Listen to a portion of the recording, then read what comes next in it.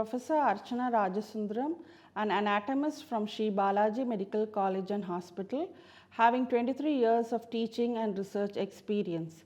With over 36 publications, 8 patents, a contributor to the book Ross and Wilson South Asian Edition, Applied Anatomy and Physiology, and a member of Anatomical Society of India, I am happy to connect with you all in teaching anatomy. Let me begin this topic with a quick question. Are you aware of the muscles which when you smile or when you frown? Are you conscious of these muscles? These are the muscles of facial expression. So the topic for today is sensory innervation of face and muscles of the face. Objectives: demarcate the extent of face, describe the skin and superficial fascia, enumerate the sensory innervation of face, classify and describe the muscles of facial expression. Extent of face. The face is limited above by the hairline of the scalp, below by the chin and base of the mandible, on each side by the auricle. The forehead is common to both face and scalp. Skin and superficial fascia. It is highly vascular. This is the reason why there is profuse bleeding when on minor cut. It is rich in sweat and sebaceous gland. The acne in adult is due to inflammation of these sebaceous gland with retention of secretion. The facial skin is elastic and provides attachment to facial muscles. Deep to the skin is the subcutaneous tissue or superficial fascia in which are embedded the muscles of facial expression. In face, unlike in other regions, there is no deep fascia.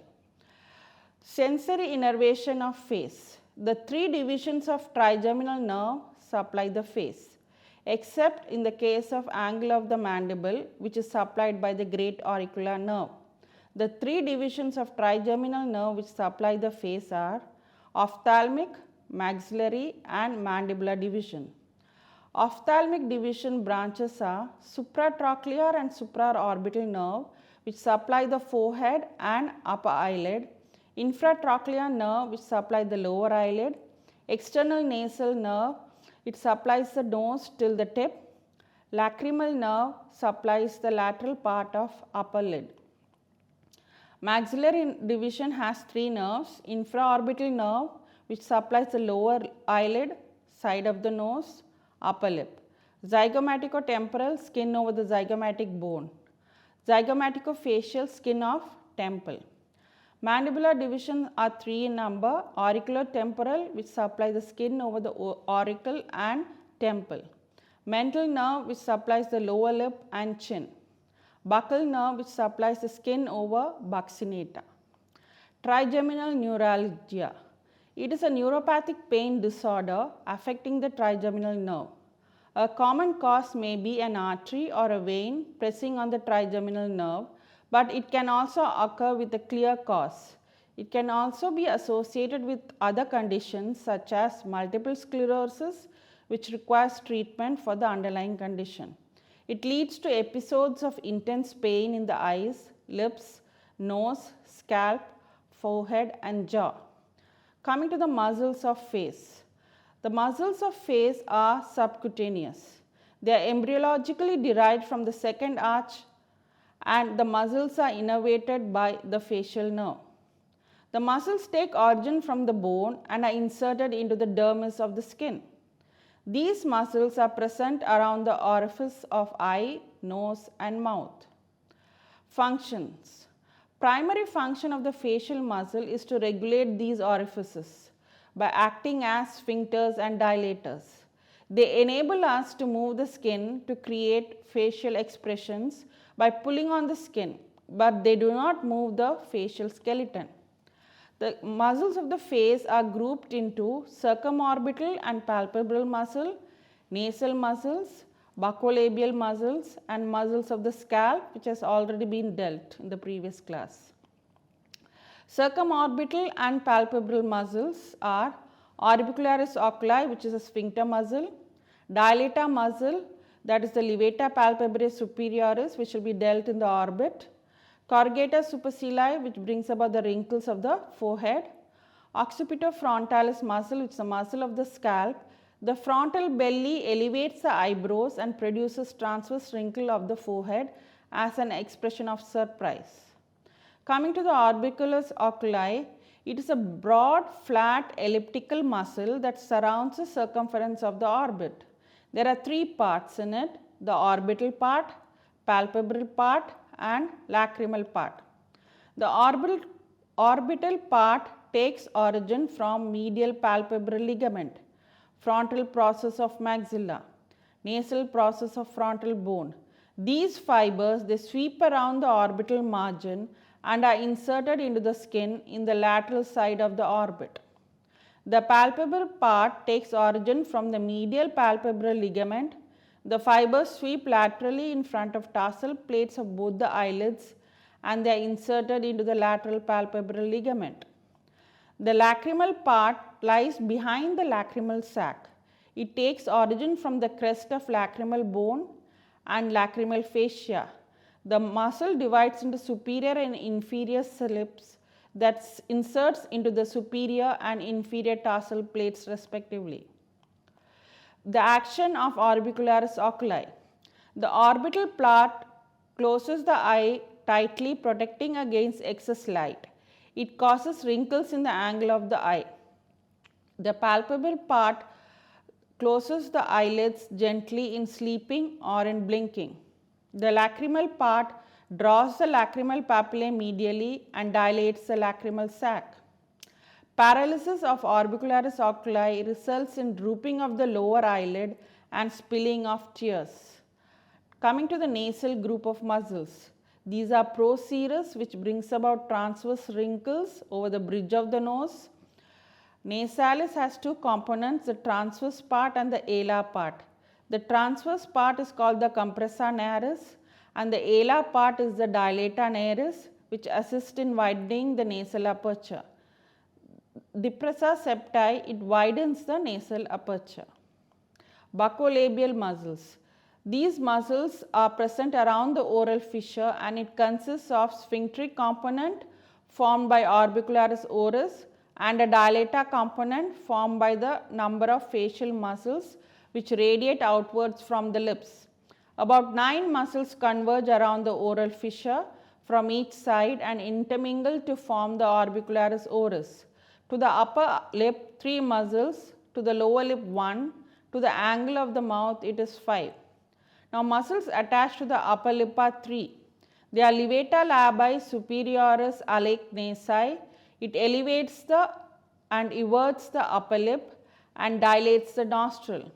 The levator labii superioris and zygomaticus minor elevate and everts the upper lip and increases the nasolabial furrow. Muscles to the lower lip is 1, that is depressa labii inferioris. It draws the lower lip downwards and somewhat laterally and helps in expression of irony. Muscles attached to the angle of the mouth are 5, zygomaticus major, levator anguli oris, depressa anguli oris, rhizoris and buccinata. The zygomaticus major, it draws the angle of the mouth upward and laterally. Levator anguli oris, it raises the angle of the mouth. Depressa anguli oris, it draws the angle of the mouth downwards and laterally as an expression of sadness. Rhizoris, it retracts the angle of the mouth as in grinning. These muscles, they interlace to form a palpable nodular mass, the modiolus, which is situated just lateral to the angle of the mouth opposite the upper second premolar tooth. Buccinata, this is a cheek muscle.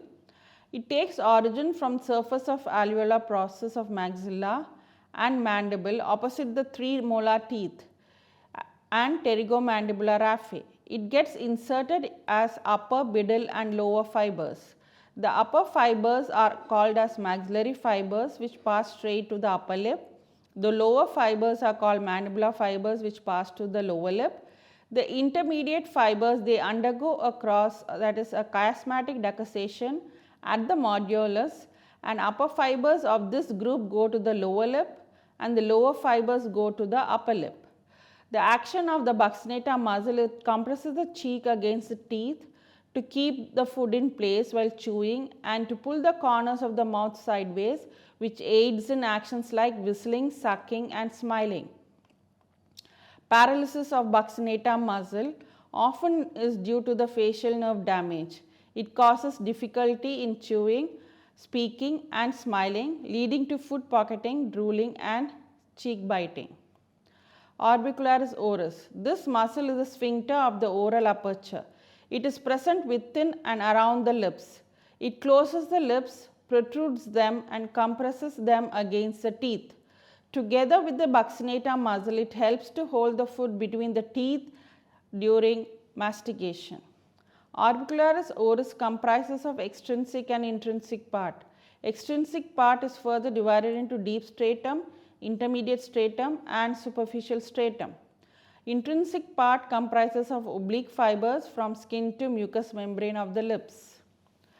The superficial stratum of the extrinsic part comprises of levator anguli oris and depressa anguli oris. These two muscles cross each other at the angle of the mouth.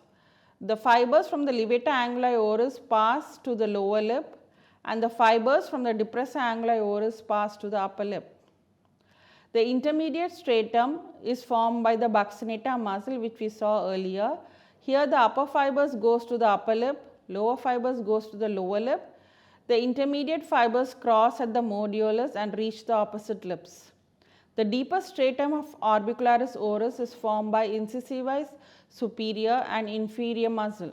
The incisivus superior muscle is from incisive fossa of maxilla and incisivus inferior muscle is from the mandible. These muscles they arch laterally and are continuous with the other muscles at the lateral angle of the mouth. The intrinsic part of orbicularis oris, it comprises of oblique fibers which extend from the skin to the mucous membrane of the lips. It is called pars marginalis and is located within the vermilion zone. Action of orbicularis oris. It closes the lips. The deep and oblique fibers compress the lips against the teeth and help in mastigation. The superficial fibers protrude the lips as in pursing. The intrinsic movements of lips help in articulation of speech. Paralysis of orbicularis oris impairs lip closure leading to drooling, difficulty in eating, drinking and dysarthria. Mentalis is a muscle present in the chin. It protrudes the lower lip in drinking or in expression of disdain. To sum up, let's see the muscles which bring about the facial expression. Frowning, corrugata supercilii by vertical wrinkles of forehead, procerus by transverse wrinkle across the root of nose. Surprise, horror or fight, frontalis muscle by elevation of the eyebrows and transverse wrinkles of forehead. Anger, dilata nares and depressa septi by dilating the anterior nasal aperture and depressing the mobile part of the septum. Sadness, levator anguli oris, levator labii superioris and zygomaticus minor by making the nasolabial furrow prominent. Depressa anguli oris by drawing the angle of the mouth downward and laterally. Laughing muscle, zygomatic major by drawing the angle of the mouth upward and laterally. Irony, depressa labii inferioris by drawing the angle of the mouth downwards and somewhat laterally. Grinning, rhizoris by retracting the angle of the mouth laterally. Disdain, mentalis by puckering the chin and protruding the lower lip. These muscles when paralyzed it is called Bell's palsy. It is due to the injury of the facial nerve which will be dealt in the next class. Thank you.